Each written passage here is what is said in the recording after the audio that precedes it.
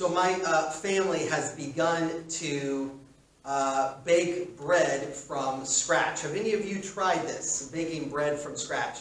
Okay, so Michael's with me for this one. So here's how it works.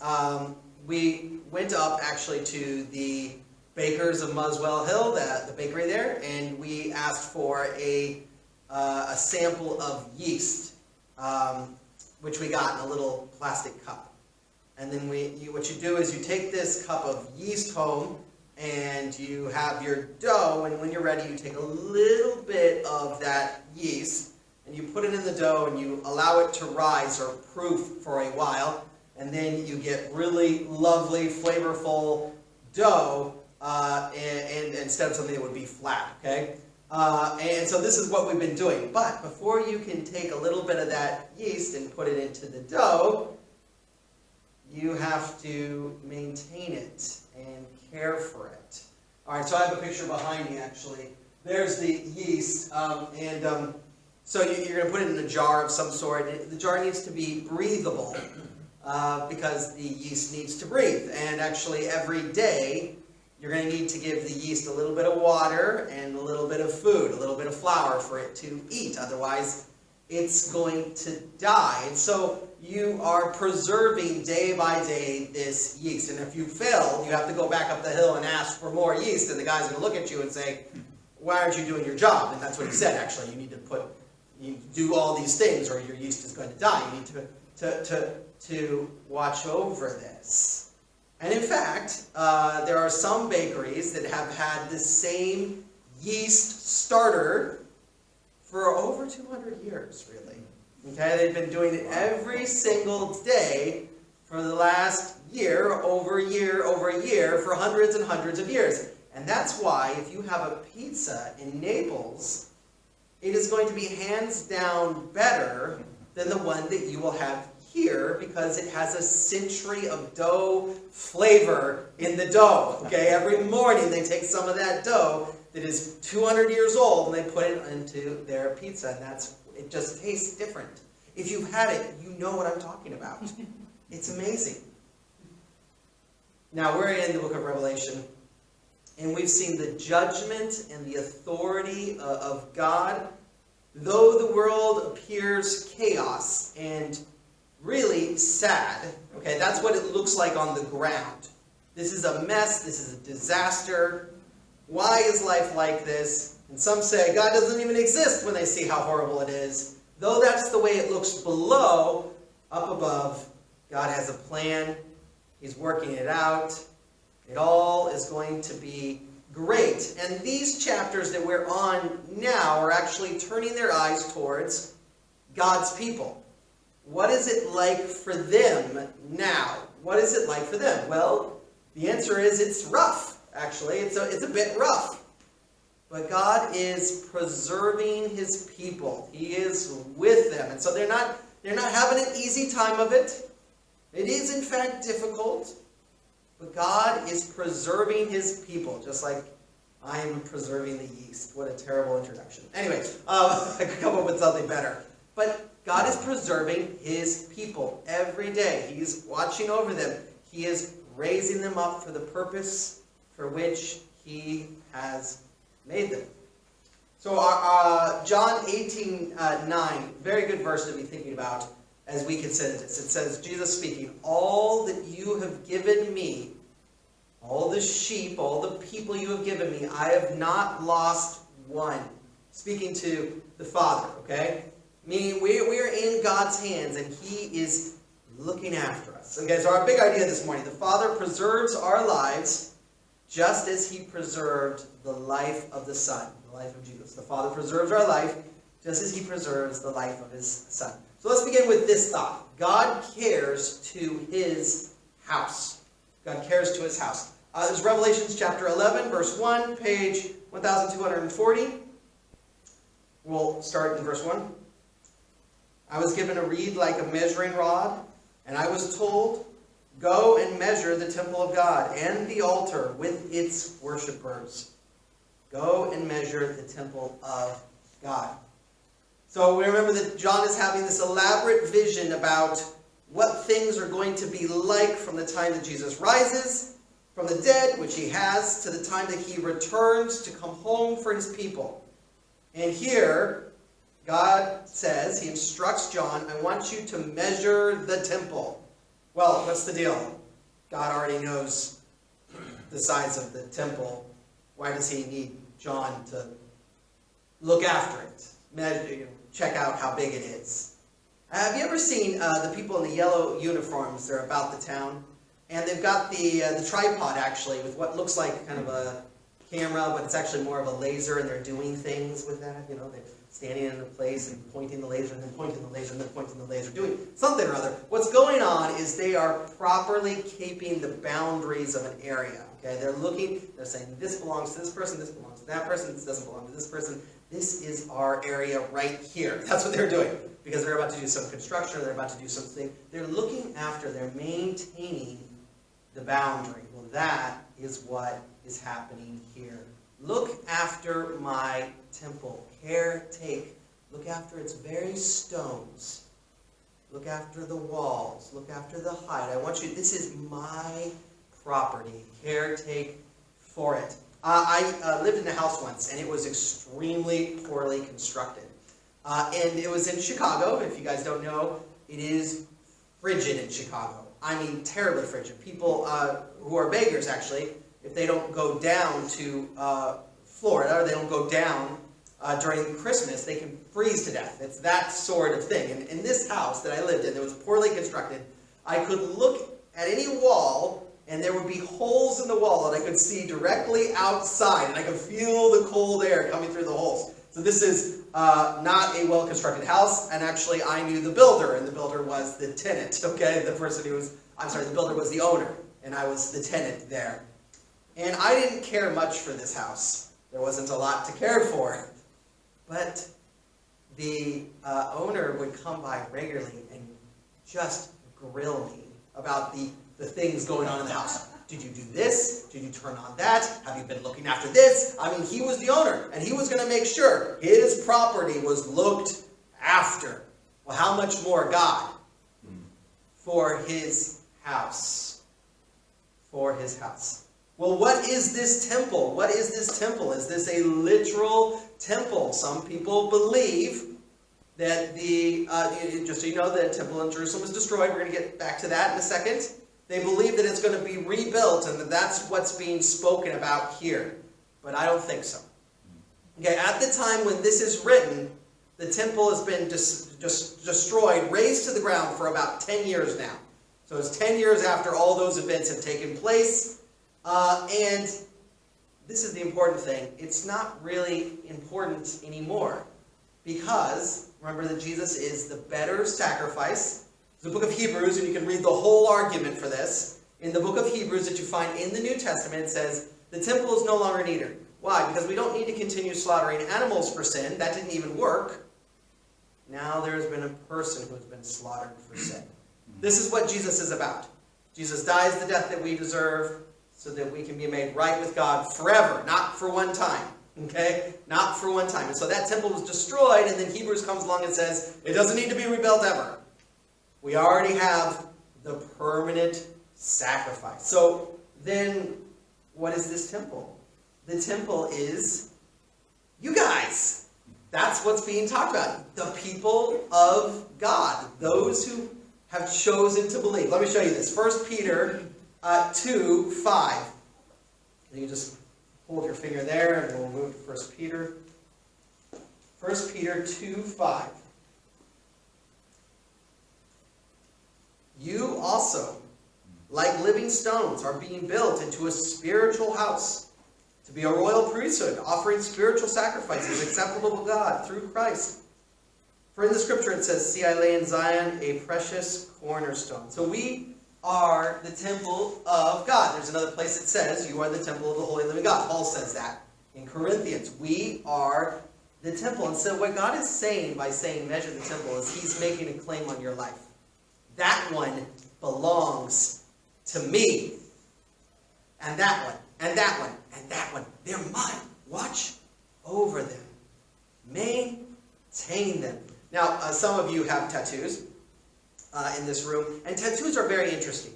Because when you get a tattoo, you're actually saying, well, you're saying something that's important in your life, but you're kind of saying, this thing owns me. That's why you get a tattoo, right? You're saying, this is so much a part of my life that this thing on my shoulder is kind of like, it has a portion of my life. Well, God has marked his people. They are his.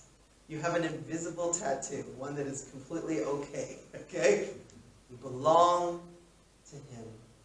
And he is watching over you. He is watching over his own house. Well, this brings up a lot of questions for us. We need to live as the holy place of God. If God dwells within us, that means where we go, what our eyes see, what we choose to do. We need to say, wait a minute, I belong to Jesus. I'm not going to do certain things. I'm not going to do common things. I'm going to do what is right. We're set apart from stuff that people do trying to find salvation that hurts people, from wasteful things. I'm set apart for the Lord. Verse 2.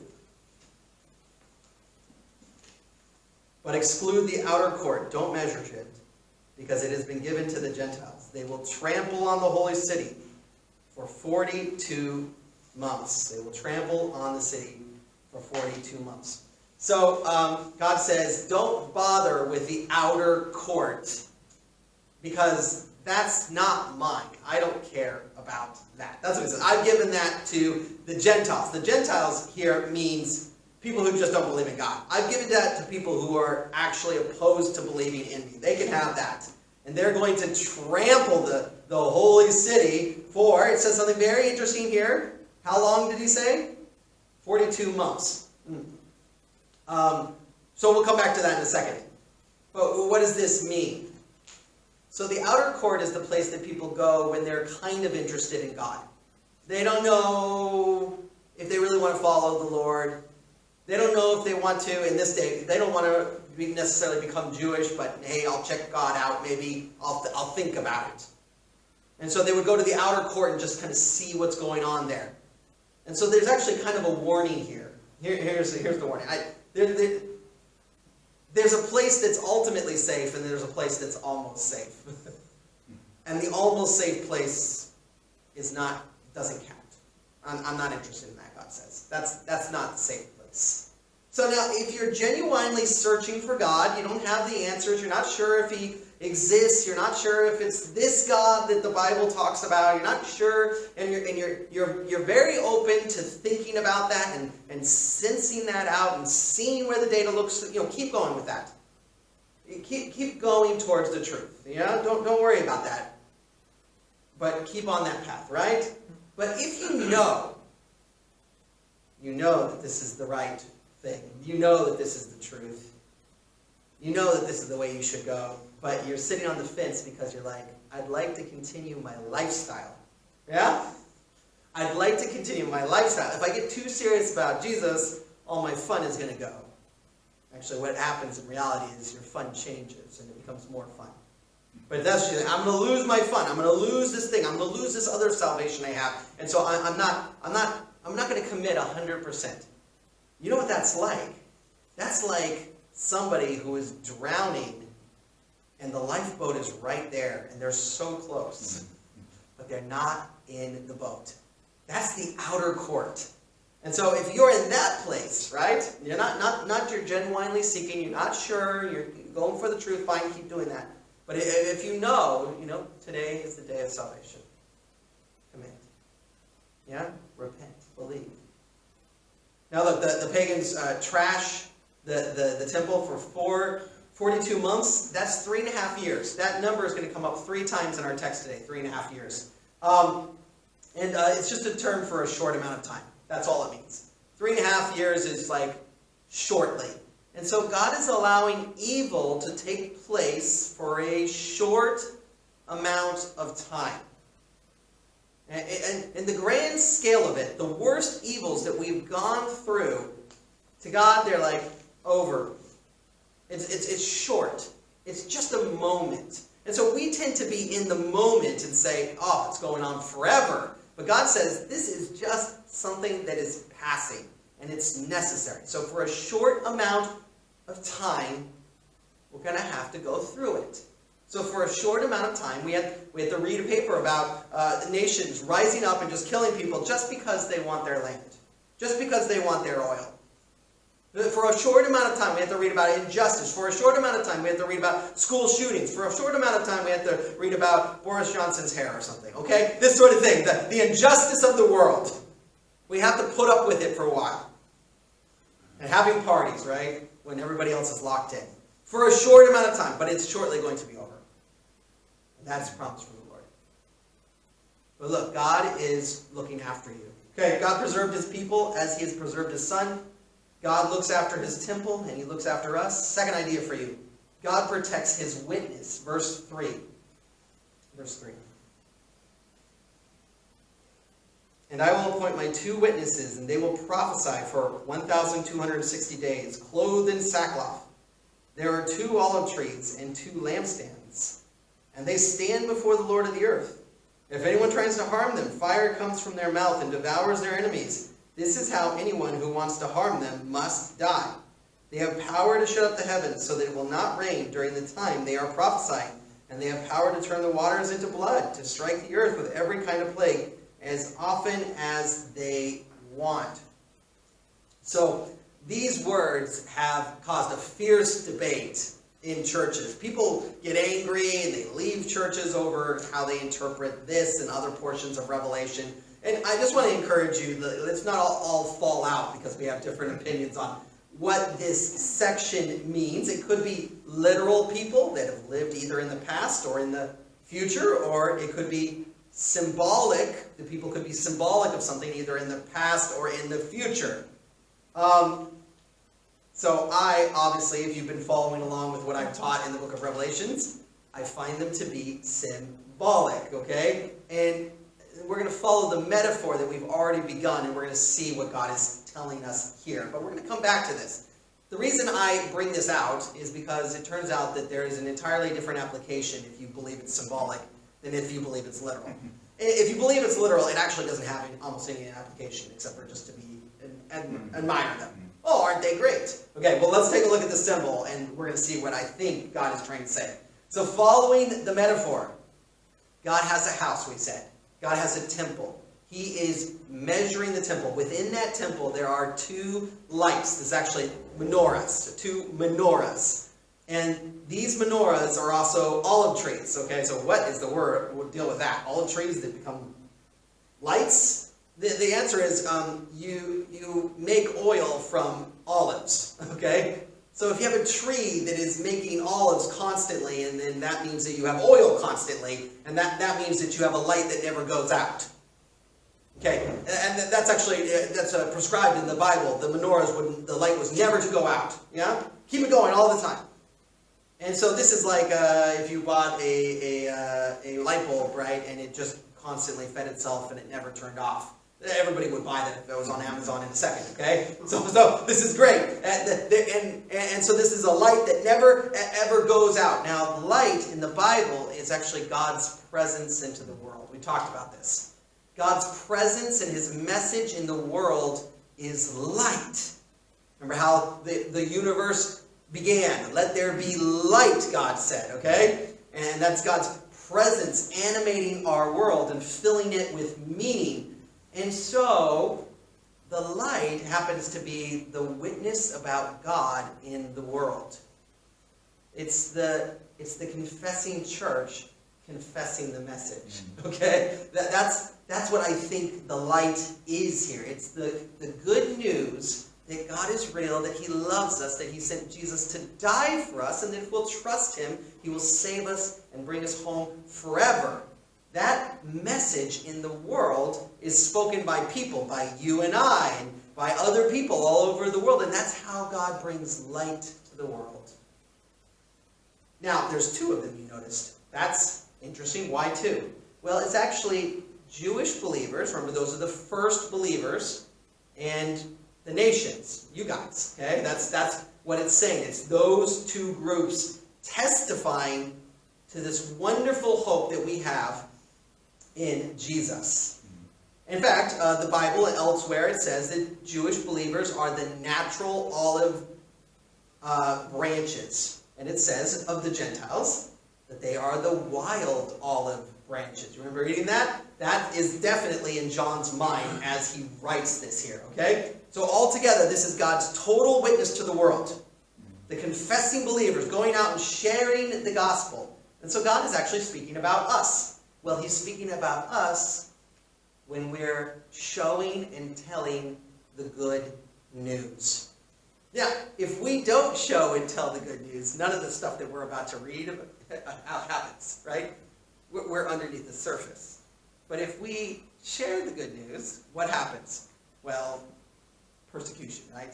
Now look, here it says they witnessed for 1,260 days. Anyone want to guess how many years that is? 3.5! You are correct. Okay, that's the second 3.5 here. And so evil is allowed to flourish for a small amount of time, but right with that evil is this message of hope. So guess what evil is? Evil is just a foil to help point people home. The things that we suffer make our hearts long for peace, and in that, God can speak his message of truth.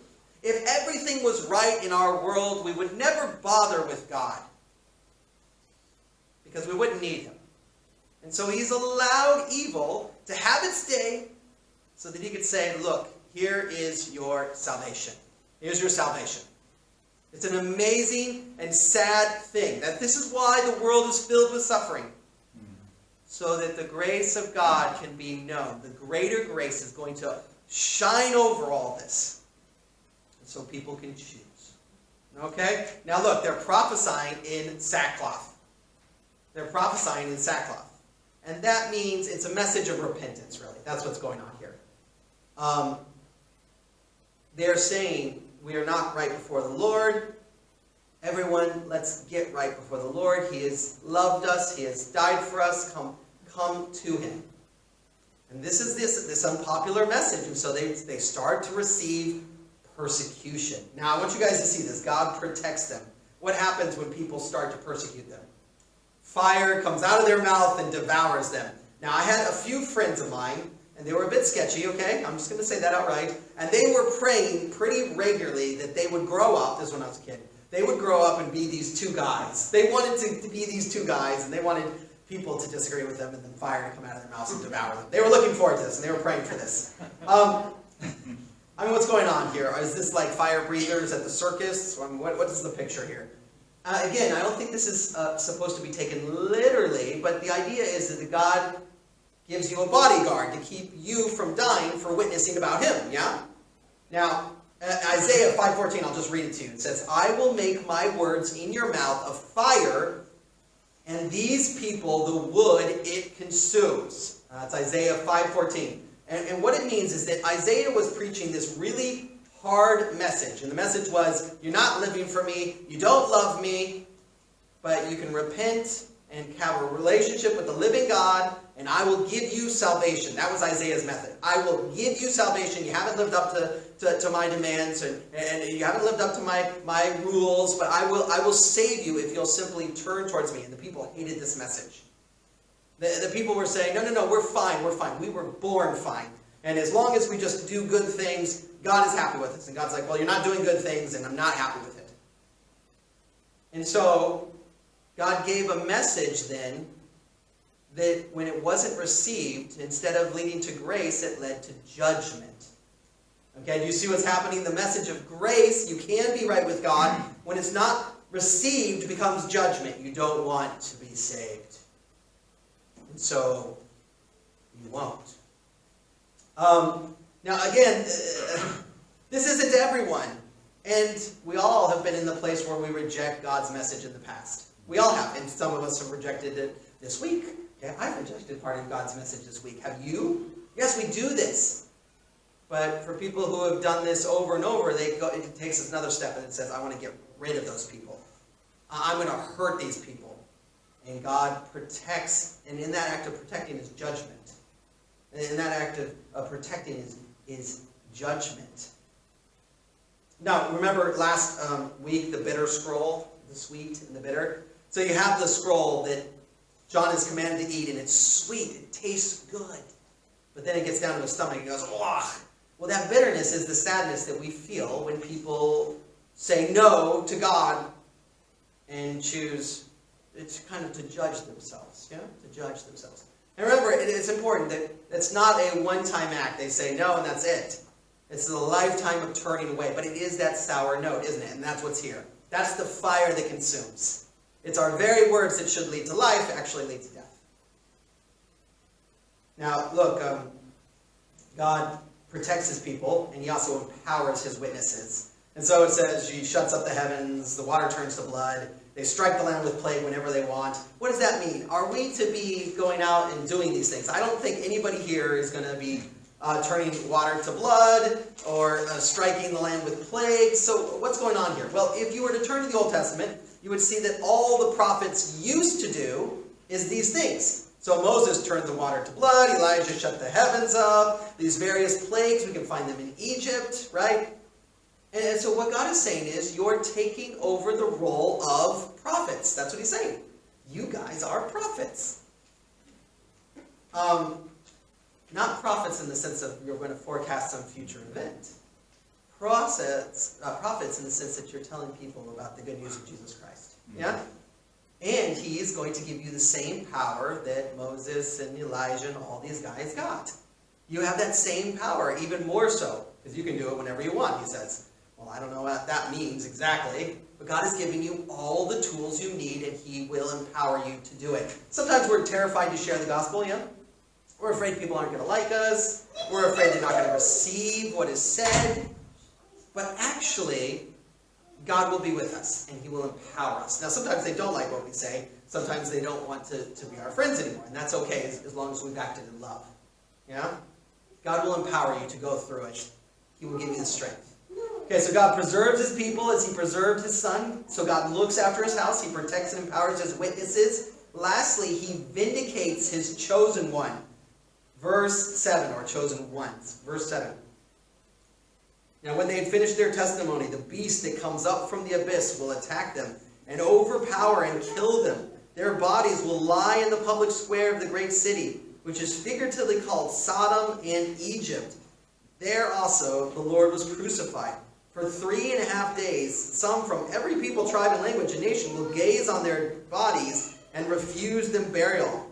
The inhabitants of the earth will gloat over them and will celebrate by sending each other gifts, because these two prophets had tormented those who live on earth. But after the 3.5 days, the breath of life from God entered them. They stood on their feet. Terror struck those who saw them. Then they heard a loud voice from heaven saying, "Come up here." And they went up to heaven in a cloud while their enemies looked on. Boy. Now again, this is not literal, but it's literally going to take place in some fashion for many people who follow Jesus. Okay? So after the two witnesses, us, after our work is done, after we've completed our testimony, after everyone hears the good news, the beast rise out of the sea. Remember that the beast is, and the sea is kind of the hangout spot for the bad guys. They like it. Okay? And so it's actually Satan is raising up opposition, persecution. And the persecution comes forth, and they just slay those witnesses. They're dead. And then they have a big, huge celebration. We beat you. You cannot win, right? And they say, we won, and you're gone. And we're going to make a wonderful party about this. Okay? Now, is this literally happening? Yeah. Yeah. Christians everywhere are dying for their faith. Christians died at first. Okay, right after the gospel came, they marched them down to the Colosseum, fed them to the lions. Right after Christ rose from the dead, they marched them to Nero's palace and lit them aflame so that Nero could have lights in his palace. And it has gone all the way through history. Right now you can find people that are being slaughtered for Christ. And there have been nations who have risen up and tried to stamp out Christianity. And they look successful, okay? And they say, we did it. We'll get rid of them. We're done with this mess. Right now, China trying to do that, yeah? The emperor said, you're welcome to have Bibles as long as it says that I am God. That's what the emperor is saying. You've got to give me your Bible. I'm going to change it up. He writes out Jesus and he puts, I am God. Worship me. They cannot stamp it out. There they are celebrating every place that has tried to destroy Christianity. 3.5 days later, they rise. Christianity is like wildfire. The moment that you try to stamp it out, it blazes. And everyone sees it. And so it is not the end. And we are very much alive. And God vindicates his witnesses. Look what he says. Come up here. The breath of life enters them. He says, come up here. And the whole world sees. And some, actually, the fear of God kind of enters them seeing this. But it is a statement about what God is calling us to do as we witness. Revelations 2:10, earlier on. Be faithful unto death, and I will give you the crown of life. Be faithful unto death, and I will give you the crown of life. And so for some people, they witness, they share, and the world says, we are rid of you. But that is not the end. They will live before Jesus forever. And those who took their life, they will see whom they have slaughtered, vindicated. Now look at this. You see that there's a pattern with God's witnesses that is true of somebody else. Who? Who is it true of? Jesus. What is it saying? It says that as has gone Jesus, so will go Jesus' people. Jesus was righteous, and then he was persecuted, and then he persisted, and then he was murdered, and then he was buried, and then 3.5 days, 3 days later, what happened? He was vindicated. And God is calling, either these two witnesses or us to the same thing, right? Depending on how we take this passage. Okay, so here we get into our punchline, right? God preserves his people as he preserved the Son. He cares for his house. He empowers his witnesses. He vindicates his chosen one. Conclusion. So either these are far off in the future figures that we can admire, but that's it. Or God is saying to his people, what is he saying? He's saying, if you'll not take up your cross and follow after me, you cannot be my disciple. That's what he's saying. He's saying we all need to be prepared to live for the Lord. We all need to be prepared to share the gospel. We all need to be prepared to be willing to die. And some of us will. And we will all also be vindicated. This is the gospel. And this is what God is calling us to. Jesus has died for us. Now Jesus says, go, be my witnesses, and die for them and for me. Go and die for them and for me. Listen, we struggle with just being dead to ourselves for 10 minutes. As soon as this service is over, I'm going to go be selfish. That's what happens. I try not to. There's a call to consider your life over to living for yourself and to live to love others. That's a call for all of us. And some of us may even lay down our lives so that Jesus may be known as we go out with that message. But are you willing?